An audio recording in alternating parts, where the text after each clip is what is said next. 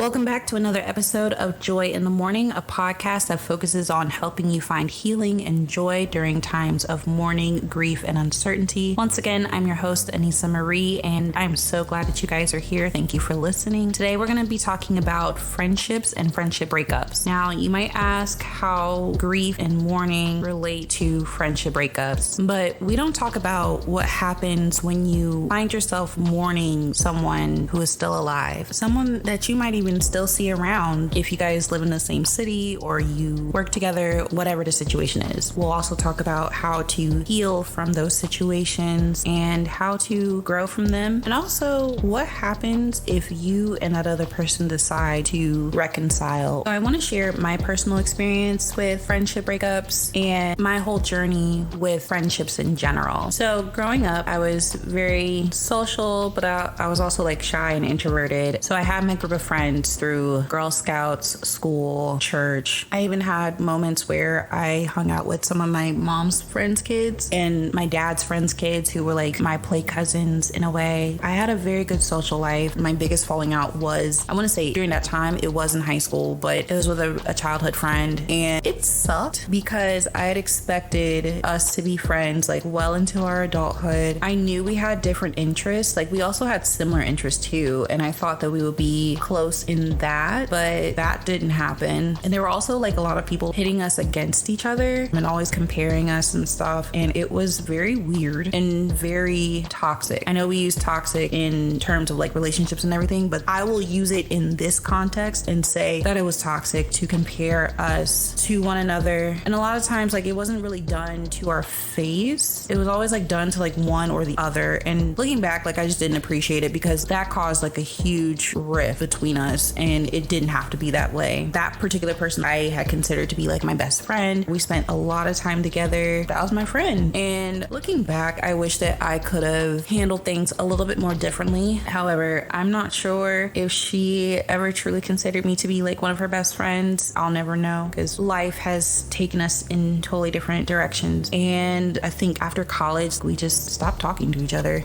It took me a very, very, very long time to kind of get over that and get through it and heal from it. In the back of my mind, like there were definitely moments like in both of our lives where I just felt like, man, like I should be there for her or she should be here for me. Not to say that I won't and I can't, because I have already made it up in my mind that no matter what happens between me and somebody else, if they need me, I will be there for them. I'm also at a point in my life where like I don't expect that in return. There's one thing that I have always stood by, and that's as long as you are solid and you hold true to yourself and you've done all you can, that's all that matters. Fast forward to adulthood, I might have had a few falling outs with some friends. I also want to say that when I say falling out, it's not as dramatic as people assume it to be. Now, some situations, they were dramatic, and I'm not gonna lie, wasn't my best moment in life, but that's the best way I can describe it, is literally just that, falling out of friendship, no longer friends. It's okay. I did not fight anybody, and that I'm very proud of myself for that. I will say that I did not fight anyone. In the situations that I could have handled it differently, I will say that I have let my emotions get in the way. I am like Kendrick, I'm a words person. Now let me say I'm the biggest hater. I'm writing a dissertation on like how you have done X, Y, and Z and how I just don't rock with it. I hate the way that you walk, the way that you talk. I hate the... I am that person. And what I could have done better was just taking my time in responding to a situation and coming back and saying, hey, I don't like it when X, Y, Z, or hey, I heard that you said this about me and I didn't appreciate it. Now, me at 31/32, I say that now, but like in my early 20s, yeah, I wasn't that mature. And so paragraphs were written, but it wasn't as eloquent as I am saying it right now. So I say that to say through various phases of my life, how I handled friendship breakups was very different. I feel like that's life. You're going to learn how to handle the end of a friendship. You're going to learn how to navigate through those feelings that you experienced during that time. And that all comes with time and experience. You're not going to be born with a manual on how to navigate through your relationships and every stage of your life. You got to learn through experience. If I could go back and tell myself in my early 20s, in my late teens, early teens, the one thing I could say is take a breath and also remember who you are. Because again, we can let our emotions get the best of us. And when we're feeling like really sucky about a conflict in our friendships and feeling betrayed and feeling feeling bamboozled because this person is presenting themselves as someone different than the person that we have known to love or grown to love. It's a lot. In my early 20s, I had some situations, like I said, some I didn't handle as well as others. Even in my mid to late 20s, I had another huge falling out that, I'm gonna be honest, I'm still trying to work through in my early 30s. Long story short, this was another person that I thought was my best friend. Looking back, it was definitely an issue of communication, but I will also point out that some things were said and shared with people that I didn't share those things with. I felt betrayed because I was never that person to really expose the other person after we had ended our relationship. If you told me something in confidence, then that stays with me. That stays with me until the day I die. We've passed it. And so now it's about rebuilding that trust and rebuilding that friendship on a better foundation. And the only reason why I say a better foundation is because, to be transparent, the foundation, to me, it wasn't as solid as I thought it was, because it didn't necessarily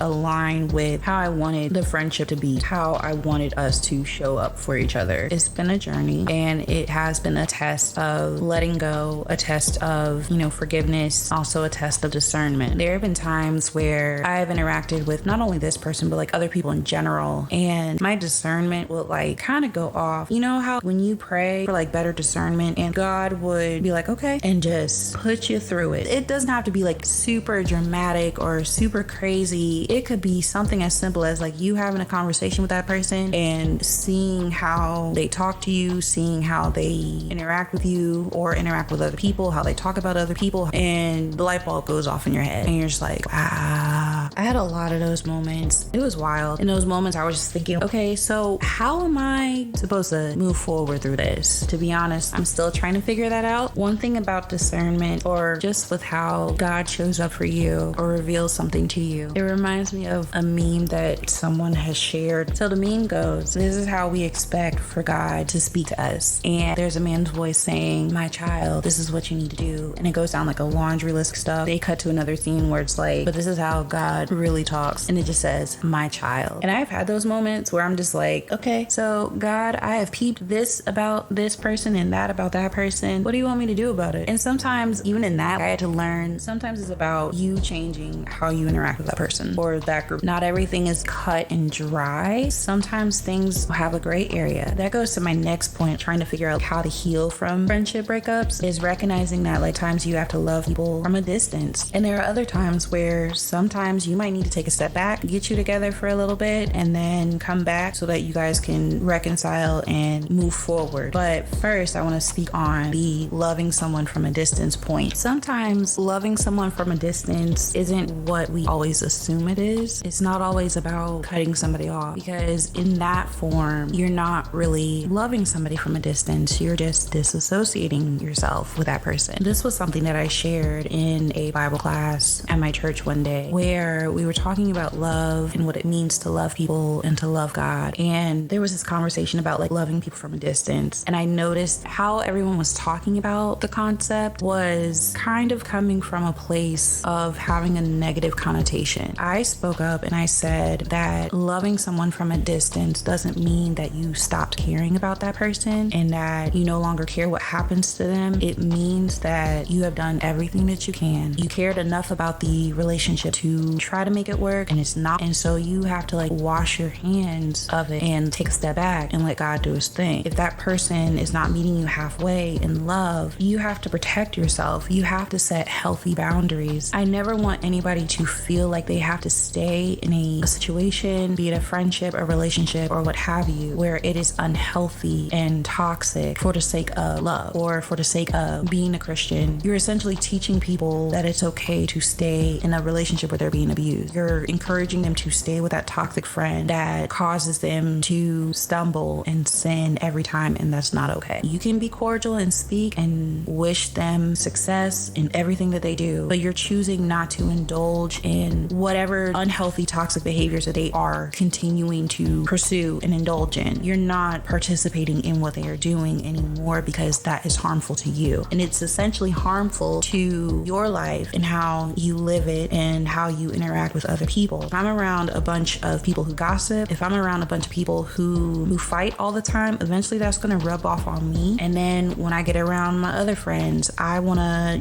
gossip. And they're not about that because they don't believe in doing that. And so they're not going to participate in that because they don't think that that's healthy for them or their relationship. When we talk about loving people from a distance, it's not to just say that it's black and white and that you got to wipe your hands clean of that person and cut them off and not love them. You can love a person and still not be in close proximity to that person. You are no longer participating in the dynamic that caused for your friendship to end. We have to be really, really, really, really careful, especially in Christian settings, not to encourage people to stay in unhealthy situations, whether that's with a fellow brother or sister in Christ or not. You cannot encourage people to stay in unhealthy, toxic situations in the name of being Christ-like. Now, some people might disagree with me and turn off the podcast right here, but I have to say it because it's very dangerous. You have to watch what you say. Someone might hear that, and in a relationship setting, they might be like, I know I should leave this person, but if I do, then that means that I don't love that person, and I might get judged for not trying to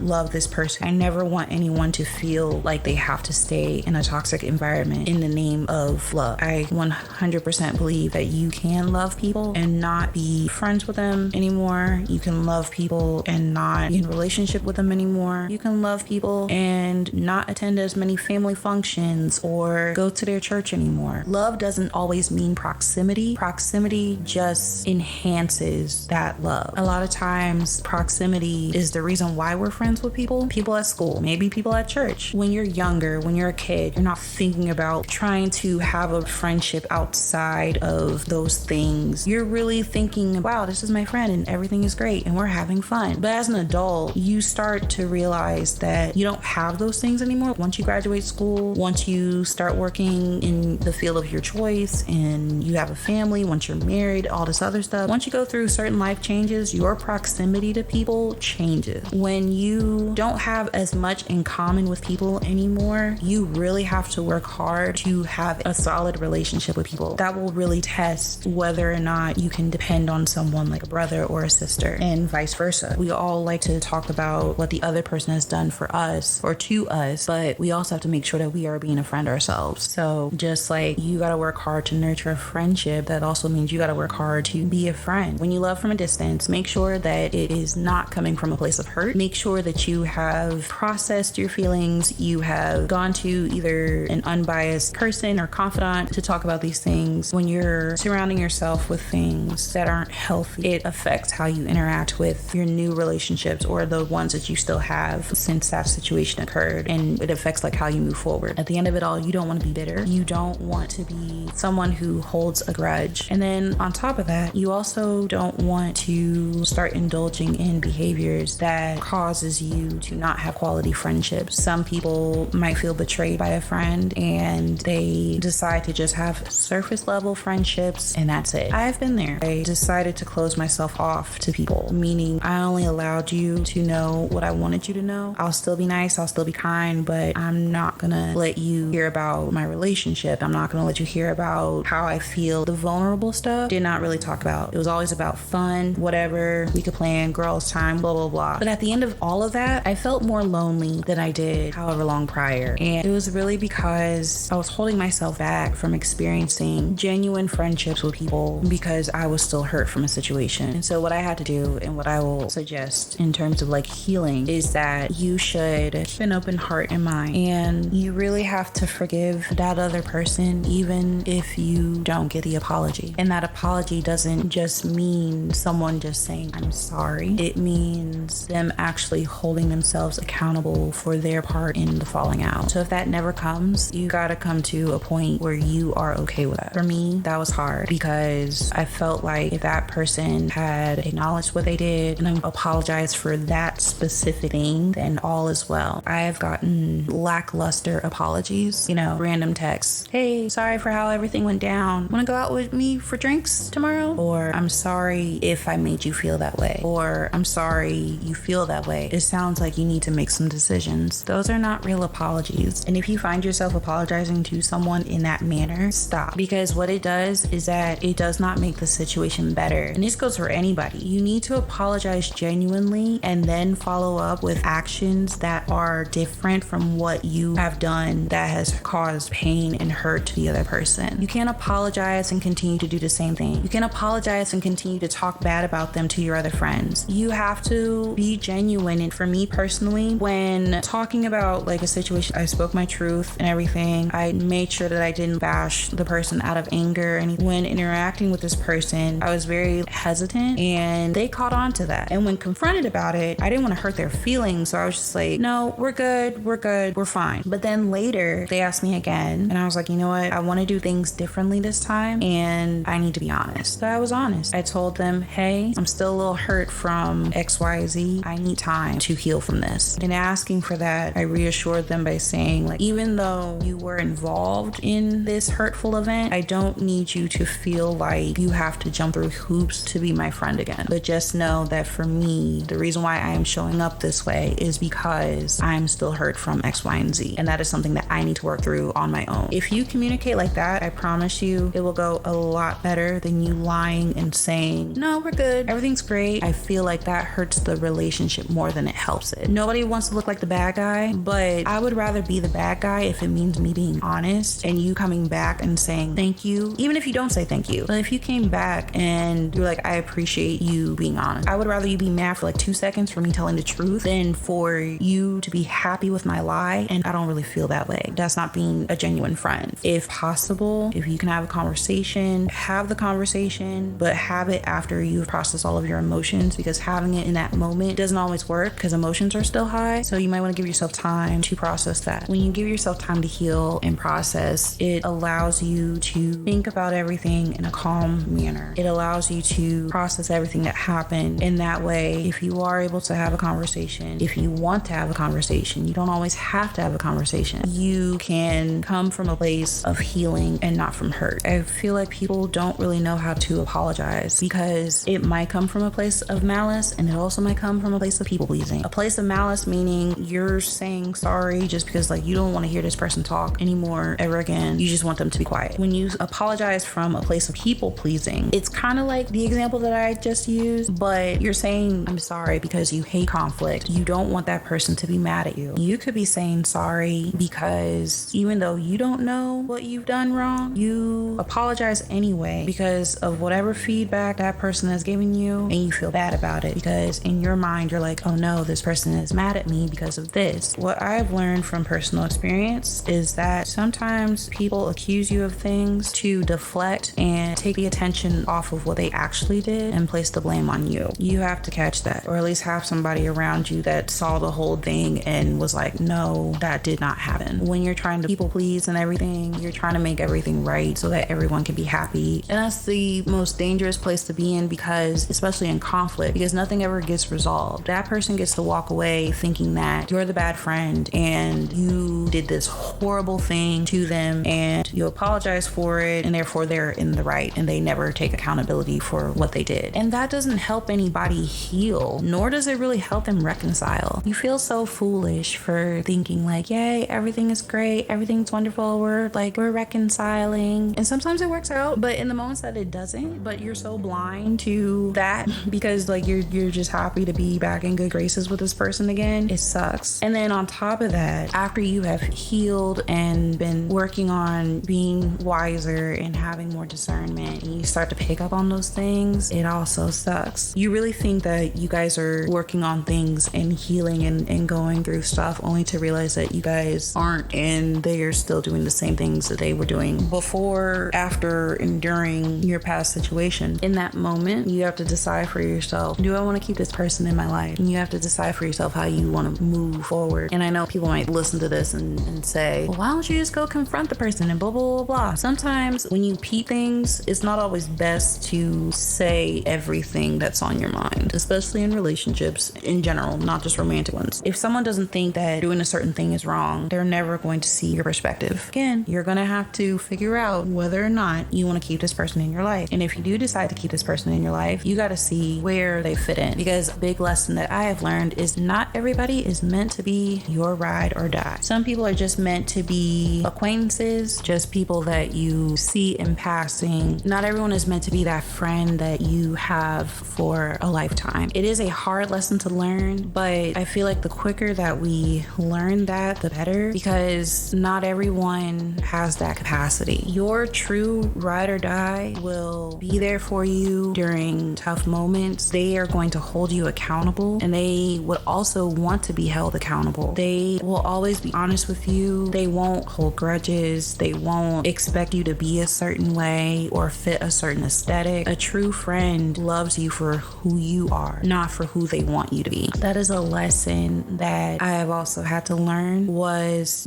realizing that not everyone has the capacity or the capability, more so the capability, to be a true friend. I feel like when we pray that prayer, that prayer, we should also ask God to do the same for our friendships. Go deeper than that and ask Him to reveal who is just meant to be someone I have dinner with. And I'm not gonna lie, not everybody is meant to have dinner with either, if we're being honest, because even eating with someone is a form of intimate fellowship, and that's a place where you guys talk. You really have to discern what is an actual friend to you. I think what happens is that we become desperate for companionship, that we decide that we want to make everybody our best friend without really vetting them out and seeing who they really are, how they handle conflict, how they handle certain situations. What are they saying about you behind your back? Are they uplifting you or are they tearing you down? You know what I mean? Does this person treat me well, or do they treat me like I'm the scum of the earth, especially in front of other people? If we do have conflict, are they going around and spreading my business and telling people how horrible of a person I am? Or is this person just keeping the conflict between me and them, and we're actually talking it out and working through things, even if we don't always agree on everything? You know what I mean? For me personally, I have seen both instances where I've had conflict with somebody and things went south, and I had conflict with another person and things were handled well and quickly. And honestly, how I felt after each encounter was very different and very telling. After one encounter, I felt drained and I felt really bad and hurt. After the other encounter, I felt at peace. And honestly, in both conversations, they were just that, conversations. Nobody was yelling, nobody was fighting or anything like that. But the context of everything showed me the difference in between those individuals, where I was then able to decide who was really a friend and who wasn't. Again, in realizing those things, sometimes you just got to chalk it up, and you're going to be like, well, this is the person that I can confide in and I can talk to, and this is a person that I cannot. It's nothing on them and it's nothing on you. It's just that you have expectations of what you want in a friendship and how you want your friends to show up. All I will advise is that while you're trying to figure out where everybody fits, don't treat them any less than the other people in your friend group, because what that means is that you are showing favoritism, and that's not okay. Obviously, you're going to be closer to some people compared to others, but always treat people with respect. No one should feel like they are an outsider, meaning that they shouldn't feel like they're a third wheel or a fourth or eighth. No one should feel like they're an outsider or an extra in somebody's movie. That's the worst thing that you can do. So I advise that you make sure you both value the relationship enough to work through your issues. It can't be one-sided. There has to be an equal effort in communication, and also you have to make sure that there's an equal effort in getting to know the person over again. You have to let go of the expectation of that person being the same, and you have to get to know this new person. I feel like there's a hidden expectation where people just expect for things to go back to where they were, and depending on how long of a time you've allowed to pass between the time of reconciliation and the conflict, so many things can happen in that span of time. If it's like a couple weeks or a couple days, even a few months, obviously, depending on someone's life, I don't think that whole getting to know somebody over again applies compared to if you had fallen out with somebody and 2 years has gone by and you guys have not talked to each other or anything like that. In that span of 2 years, a lot can happen. Things can change. People change. And you enter into different phases in life. The party girl who drank all the time and everything, she might have stopped drinking and given her life to Christ. It's not fair to her to expect her to be that same party girl. You have to give that other person grace. See them for who they are in that present moment. Otherwise, there's no point in reconciling. Also, when you reconcile, you can't do the same things, because the point of reconciliation is to rebuild and to create a new foundation foundation to create a new relationship, essentially. Because you can't build a house with crumbled brick. You can't demolish a house or a building and expect to rebuild the rubble from the old structure. I mean, you can, but it'll look different. You can't expect for it to look how it was before it was demolished with the broken up pieces. It's like trying to put together a glass base after it has been broken. You still see the cracks, but it's not going to look like the way it looked when you bought it from the store. What do you do in that case when you do put the pieces back together and it doesn't look like how it was before? You have to learn to appreciate the new thing. You have to let go of the expectations that they're going to be the same person. You also have to let go of the expectation that things are going to get back to where they were as you're putting the pieces back together. You have to realize that it takes time to rebuild. And like with building something physically, it can't be done with one person. You both have to put in the effort to fix it. You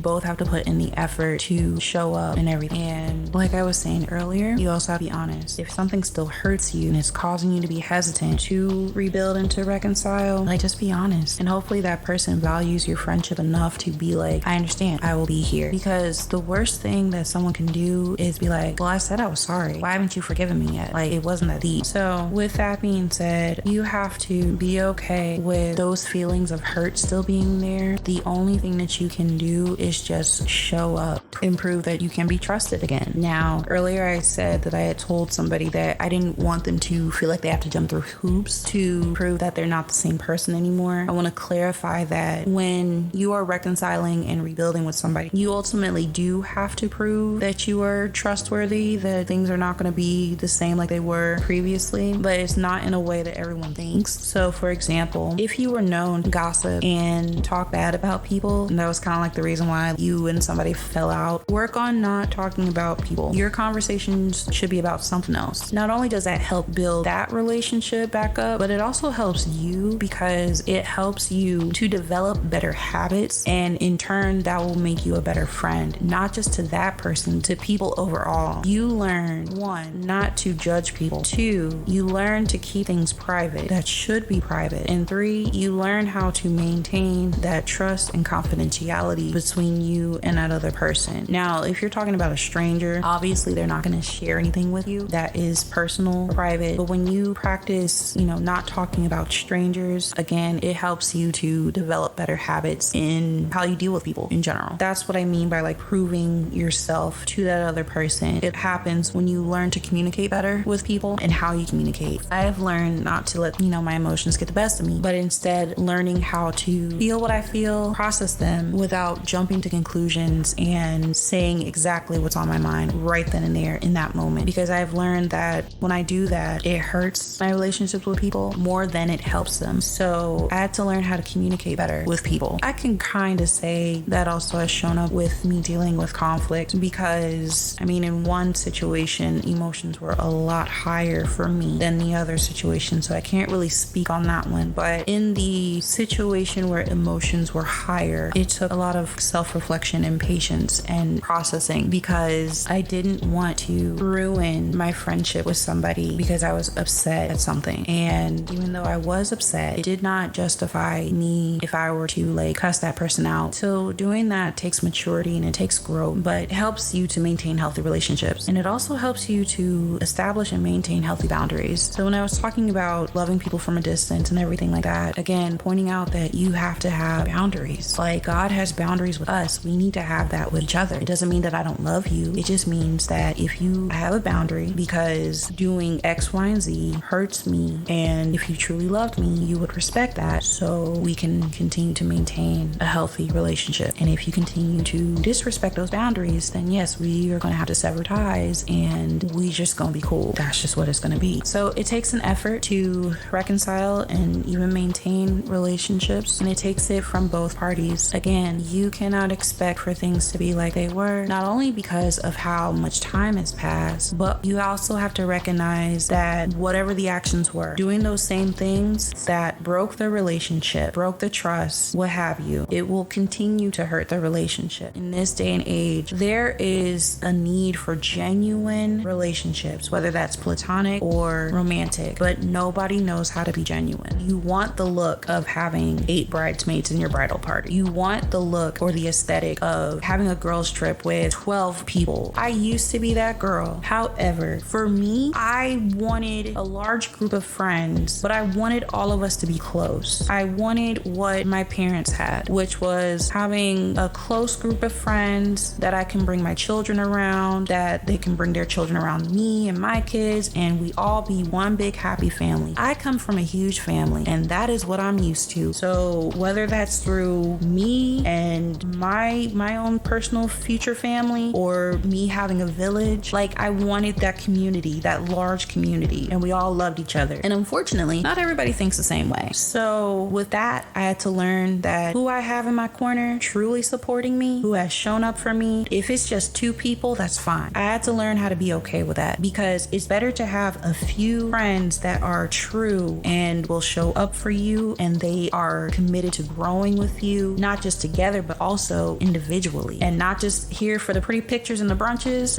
That is better than having a bunch of yes men, a bunch of people around you who smile in your face. They tell you that you're beautiful, even though you have a booger in your nose and toilet paper hanging out of your panties. My hope for everybody, especially in this generation, is that we learn how to be better friends, and that we learn how to navigate through friendships better and in a healthy way. At the end of the day, we are called to have community. We are called to have fellowship with one another. You can't do that without being a good friend yourself and also having good people around you. I want to thank you again for listening. I hope you guys enjoy the conversation that we had today about friendships. Don't forget to subscribe through your favorite streaming platform, and also follow the podcast on Instagram at Joy in the Morning Pod, and I will see you next time. Bye.